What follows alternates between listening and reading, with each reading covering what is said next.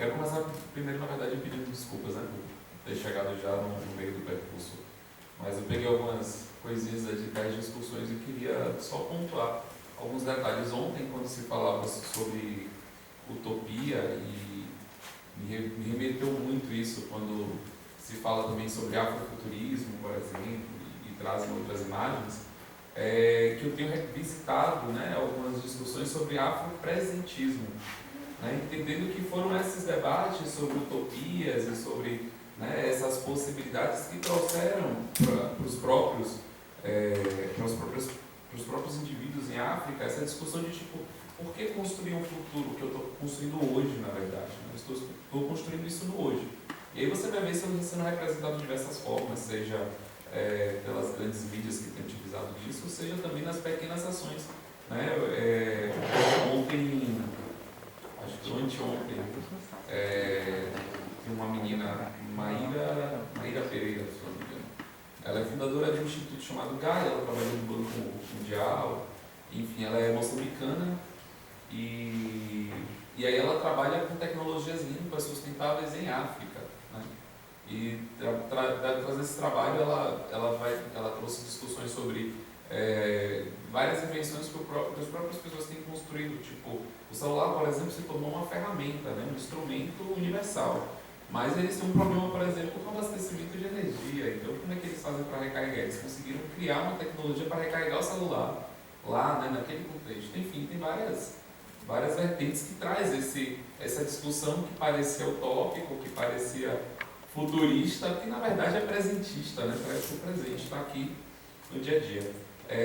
Eu queria fazer um adendo, infelizmente os meninos tiveram que sair, mas foi sobre até uma fala, não foi uma fala deles, mas eles colocaram essa colocação, e por isso que eu me toquei, quando ele fala de projetar o invisível, e não para achar um projeto invisível.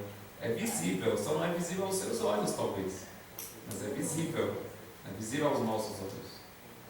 E o que mais que eu ia falar? Tinha mais algumas coisas que eu tinha falado, mas enfim, vou me ater a esses dois pontos que eu acho que é importante, né? Trazer, tipo, enfim, é isso. Obrigado.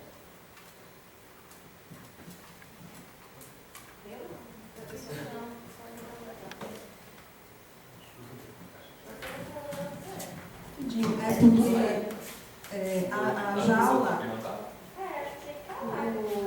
o recinto da UNCRA, no Che Garten, para o Benjamin, ele chamava de lugares proféticos, rincões proféticos, né? Que eram lugares que, como plantas, eles nos possibilitariam ver o futuro. E aí, no final, ele vai dizer que, justamente naquele lugar, ele vê que são coisas do passado, tudo que nos espera. Então, eu acho que isso para mim diz muito, né? Ver o futuro é isso, o que nos espera é coisa do passado, acho que é justamente sobre isso, né? E aí me lembra aquele, o que está aqui, entendeu? Cuide do que está tudo, e que, né, os Aymara, né, o que está na nossa frente é o passado, é o que a gente vê. O futuro a gente não vê, não tem, é o desconhecido que está atrás da gente, então cuide do que você está conseguindo ver. Esse investimento que a gente não consegue, para mim, hoje, é um desperdício. Eu olho para mim e falo parte de mim mesma. É assim, quanta energia eu gastei em projetos que eu vejo que, assim, tudo bem, já foi.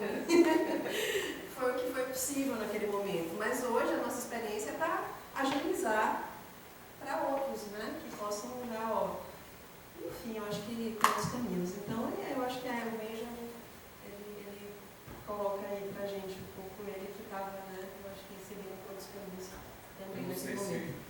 Eu não sei se não necessariamente respondendo, mas é só porque me veio. Não precisa mais do que Mas é porque me veio em mente, quando você colocou isso, me veio em mente uma historinha que a gente contava, né? Que uma sabedoria antiga, o povo falava, que era quando o branco chegou, né? Quando o branco chegou aqui,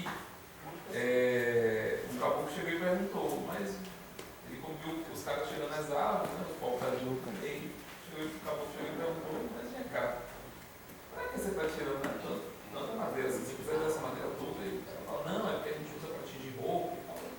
Mas vem cá, você tem tanta roupa assim, você tem tanta roupa assim para tingir? Não, é que eu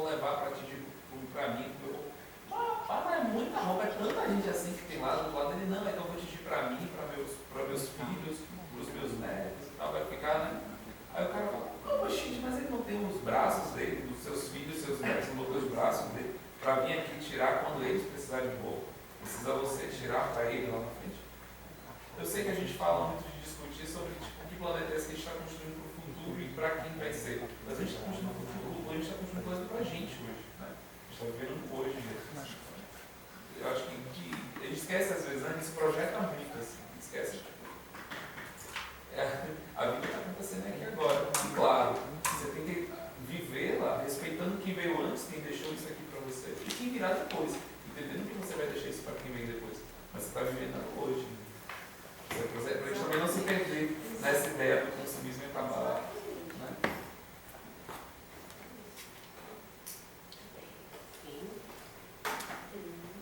Bom, mas... Não sei se vou fechar, mas... Não, só para abrir. Abrindo, né?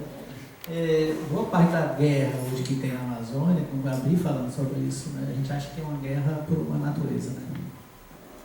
Mas é a guerra do antropoceno, que é mais roda da cadeia atrás, da invisibilização do invisível. Todos os povos indígenas que estão lutando lá, ponta hidrelétrica, garimpo, estão compondo invisíveis. Invisíveis para uma perspectiva. Entendeu? Esse é o ponto. A questão do ver e não ver, o que mundo você vai compor, talvez a gente precise de uma abertura primeiro no presente para essas possibilidades de composição que faz no sonho, o sonho como uma possibilidade, né, que é esse jogo ver e não ver, né, da cegueira, né, e da possibilidade de ver, mas ver só não é olho só, né, a gente está falando aqui de outros sentidos também. Né. O Patochó fala, por exemplo, de ver escutando. Né. Acho que não te interromper, mas só porque me lembrei, na fala dele, quando ele falou assim, porque está projetando com o invisível, imediatamente depois ele fala, eu estou vendo uma energia, eu fiquei, uai, mas não era o mundo invisível que você estava vendo, agora você está vendo energia?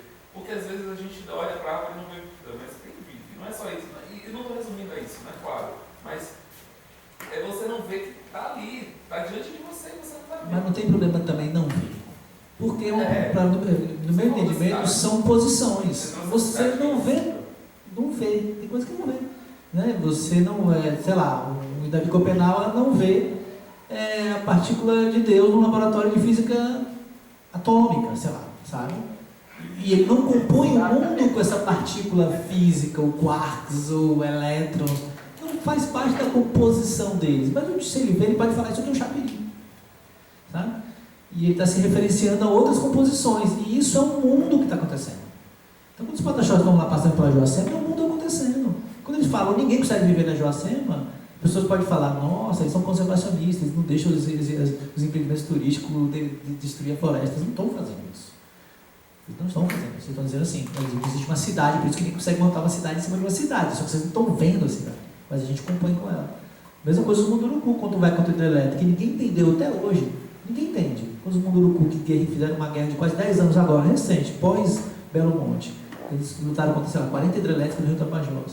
E eles iam o tempo todo na mídia, fizeram cartas falando, vocês não podem fazer isso aí porque vocês vão estar destruindo lugar sagrado. Ninguém entendeu o que eles estavam querendo dizer. Ninguém entendeu. É cegueira geral.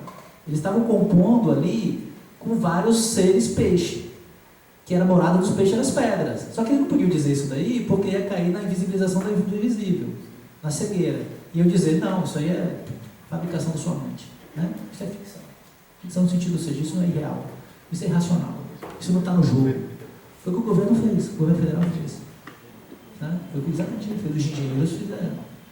Né? E eles não tinham como botar isso na mesa. Então eles iam fazendo as composições políticas deles na invisibilidade da ação e iam agenciando outras composições com direito, Ministério Público e tal. Mas o entendimento deles só era possível porque eles pensam na multiplicidade. Para eles o Ministério Público é tão real quanto a mãe dos peixes. Para o engenheiro não. O Ministério Público é real, como é real o recurso de pago, mas não é real a mãe dos peixes. Aí o jogo fica bastante complicado. Se quem quer fazer alianças utópicas, ou múltiplo-utópicas, ou heterotópicas, ou sei lá, né, de múltiplas utopias, né, se a gente quer fazer, a gente não se abre para compreender, mesmo que a gente não veja, e eu não preciso tomar ayahuasca para ver, porque mesmo se eu tomar, às vezes não vou ver, né, porque é um mundo em composição que tem uma história, passado, materialidades, relações, né, Então, se a gente se abrir para compor com aquela possibilidade de mundo, entender que aquilo ali é um mundo possível, isso já é uma abertura política, um avanço político muito grande. Só que a gente não consegue fazer isso aí. A gente vai tentar criar uma utopia, que seja uma utopia indigenista, como fizeram lá no Equador, na Bolívia, né? Pegaram toda a força política, a potência política lá do bem viver, né? E transformaram isso numa utopia, numa máscara socialista. Sabe? O fundo é Marx. O fundo é o marxismo, em muitas regiões, só que daí com uma máscara indígena. Esvaziaram a potência de tudo aquilo do bem viver que o povo Quechua e Aymara estavam falando. É a mesma coisa que se faz com os povos indígenas da Amazônia. Quando se fala que os povos indígenas da Amazônia, eles defendem a floresta amazônica, eles vivem na mata, eles são da natureza. Sabe esse tipo de coisa? Então, acho que essa abertura é necessária para a multiplicidade de composições. Eu acho que aí a gente consegue, dentro da universidade, pelo menos no lugar que nós estamos, talvez pensar aí em alguns caminhos da humildade, né? Possíveis com a diferença. Isso implica também alianças entre antropologia, arte e arquitetura, o que a gente está fazendo aqui.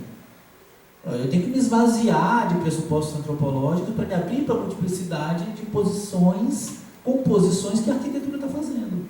Não posso chegar aqui com antropologia urbana pré-estabelecida com meus componentes teóricos, minhas composições e falar, cara, vocês estão errados. Eu vou ensinar para vocês como é que se faz pensar a cidade de verdade. Sabe? Esse tipo de coisa não permite a aliança. O que a gente está fazendo aqui é uma pura abertura, está sendo muito legal. Né?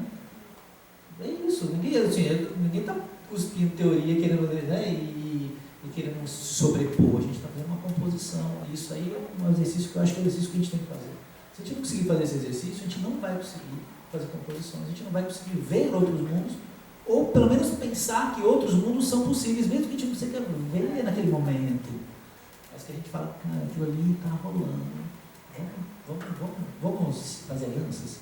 Isso já é verdade, você já vai fazer alianças já é. Tá. Essa disponibilidade já é. Enfim, eu só comentar rapidinho. Essa questão de Joacema, tem um hotel agora lá, né? Então, vamos ver o que vai acontecer. Porque isso de não ter construção, a questão é que tem uma agência dos próprios encantados, que afastam, né? Isso são casos nas cidades, por exemplo, essas casas fechadas. No Candomblé tem muita história assim, que não vende, não consegue vender pela agência dos espíritos, mesmo que não permitem, né? O caso lá do Porto de Itaqui, em São Luís, houve um impedimento da construção do porto. As plataformas do nada caíram, né? 7 mergulhadores desapareceram com aquelas roupas de escafandro, sem um rastro da roupa. E porque a princesa estava ali, não estava assim, não tiver que compor com ela. Né? E aí a princesa Iná, filha do... O que é isso? É a princesa, filha lá do rei Dom Sebastião, que também é Iemanjá. Enfim, então a gente tem já exemplos, né, de como é que se compõe esses mundos, porque é isso, aí vai ter que entender e reconhecer que a princesa Iná, ela é um agente ali, ela faz parte da composição, é o lugar dela também, né, como é que a gente não, né, também fica muito entre humanos, a coisa entre humanos, né, indígenas mas assim, existem esses outros seres terra, né, enfim, aí tem várias formas de nomeá-los também. E nessas outras mitologias, eles fazem parte da sociedade, né? Também. Então, acho que a coisa é esse caminho, acho que essa por aí. Enfim, acho que já deu 8 horas, gente.